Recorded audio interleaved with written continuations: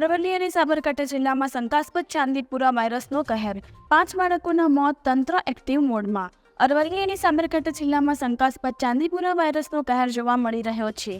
મળતી માહિતી મુજબ અત્યાર સુધી હિંમતનગરની સિવિલ હોસ્પિટલમાં 5 બાળકોના મોત નીપજ્યા છે. અરવલ્લી અને સાબરકાંઠામાં વધુ એક કેસ સામે આવતા ખળભળાટ મચી જવા પામ્યો છે. અરવલ્લી જિલ્લામાં શંકાસ્પદ ચાંદીપુરા વાયરસના 3 કેસો નોંધાયા છે. સાબરકાંઠામાં વડાલીના નવાચામુ ગામે અને અરવલ્લીના મેઘરજના ટેકવા ગામે એક બાળકમાં ચાંદીપુરા વાયરસના લક્ષણો જણાઈ આવ્યા હતા. આ બંને બાળકોને હાલ સારવાર આપવામાં આવી રહી છે. અરવલ્લી જિલ્લામાં બાળકોના મોતથી તંત્ર એલર્ટ થઈ ગયું છે. અરવલ્લી જિલ્લામાં 6,500થી વધુ લોકોના સર્વે કરવામાં આવ્યો છે.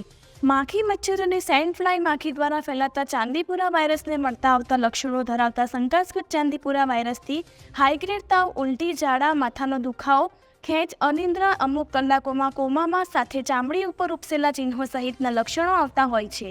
શંકાસ્પદ ચાંદીપુરા વાયરસે અત્યાર સુધીમાં 5 બાળકોનો જીવ લીધો છે. શંકાસ્પદ ચાંદીપુરા વાયરસના લક્ષણો ધરાવતા 4 જેટલા બાળકો હિંમતનગર સિવિલમાં સારવાર લઈ રહ્યા છે. ત્યારે વાયરસ વધુ લોકોમાં ન પ્રસરે તે માટે હાલ તંત્ર કામ કરી રહ્યું છે. અત્યારે આપણે જિલ્લામાં 3 વાયરલ એન્સેફલાઇટિસના શંકાસ્પદ કેસ જોવા મળેલા છે, જેની લેબોરેટરી માટે આપણે પુણે ખાતે મોકલેલ છે. જેમનો એકનો રિઝલ્ટ એન્ટીબોડી ટેસ્ટનું રિઝલ્ટ આવ્યું છે, પણ આ રિઝલ્ટ નેગેટિવ આવ્યું છે. પણ જે લક્ષણો જણાઈ રહ્યા છે ચાંદીપુરા વાયરસને, જે અગાઉ એપિડેમિક થયેલો છે, એવા સમાન લક્ષણો જણાઈ રહ્યા છે. આમાં 0 થી 14 વર્ષના બાળકોમાં હાઈ ગ્રેડ ફીવર, તાવ, સખત તાવ આવતું હોય, 104-105 ડિગ્રી સેન્ટીગ્રેડ તાવ, અને સાથે ઝાડા થાય, અને પછી બાળકને ખેંચાય અને બેભાન અવસ્થામાં જતું રહે છે બાળક. એટલે પછી આવા કોઈ કેસો લક્ષણો જણાય તો આપણે તાત્કાલિક પ્રાથમિક આરોગ્ય કેન્દ્ર, સામૂહિક આરોગ્ય કેન્દ્ર, સબ ડિસ્ટ્રિક્ટ હોસ્પિટલ અને GMLS જનરલ હોસ્પિટલ હિંમતનગર ખાતે દર્દીને રિફર કરવામાં આવે છે.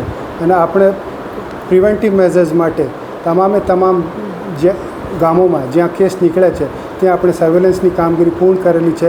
લગભગ આપણા 6,500 વસ્તી કવર કરી લીધી છે. અને જેટલા પણ બાળકો 0 થી 14 વર્ષનું છે એમને તાવ અને કન્વર્જન્સ માટે પણ આપણે સ્ક્રીનિંગ કરી દીધી, સંપૂર્ણ કરી દીધી છે. હવે આપણે બોર્ડર વિલેજીસ, જે રાજસ્થાન અને બીજા જિલ્લાઓથી લગતા બોર્ડર વિલેજીસ છે, ત્યાં આપણે અત્યારે સર્વેલન્સ કામગીરી ચાલુ જ છે. એટલે આપણા ભિલોડા તાલુકામાં 20 બોર્ડર વિલેજીસ છે, મેઘરજ તાલુકામાં 11 બોર્ડર વિલેજ છે. તો 31 ગામોમાં આપણે પ્રિકોશનરી મેઝર તરીકે ડસ્ટિંગનો 5% મેલાથિન ડસ્ટિંગનો કાર્યક્રમ ચાલુ જ છે. એટલે તમામે પબ્લિકને મારો અનુરોધ છે કે જ્યારે આપણે બાળક છે તો 0 થી 14 યર્સના બાળકોને લોંગ સ્લીવ્સના કપડાં પહેરાવે, હાફ પેન્ટ ના પહેરાવે, ફૂલ પેન્ટ્સ પહેરાવે, અને મોસ્કીટો રિપેલન્ટ શરીર ઉપર લગાવવાનું, તાકી સેન્ડ ફ્લાય અને બીજા મોસ્કીટોઝ, એડિસ ઇજિપ્ટ અને ક્યુલેક્સ પણ રોગથી આપણે મોસ્કીટો રિપેલન્ટ યુઝ કરવાથી બચાવ થઈ શકે છે. અને જો પણ કોઈ બાળકને તાવ આવે, કોઈ લક્ષણ જણાવે તો તાત્કાલિક સરકારી દવાખાનાનો સંપર્ક કરવાનો રહેશે. અને તમામ આપણે પ્રાથમિક આરોગ્ય કેન્દ્ર ખાતે 5% મેલાથિન પાવડર ડસ્ટિંગ માટે પૂરતા પ્રમાણમાં ઉપલબ્ધ છે, અને ડસ્ટિંગની કામગીરી ચાલુ છે. અત્યારે આપણે 25 ટીમો મેઘરજ તાલુકામાં, 25 ટીમો ભિલોડા તાલુકામાં છે, અને બીજા પણ તાલુકાઓમાં એને પ્રાથમિક આરોગ્ય કેન્દ્ર પોતાની રીતે ટીમો બનાવીને સર્વે કરી રહ્યા છે.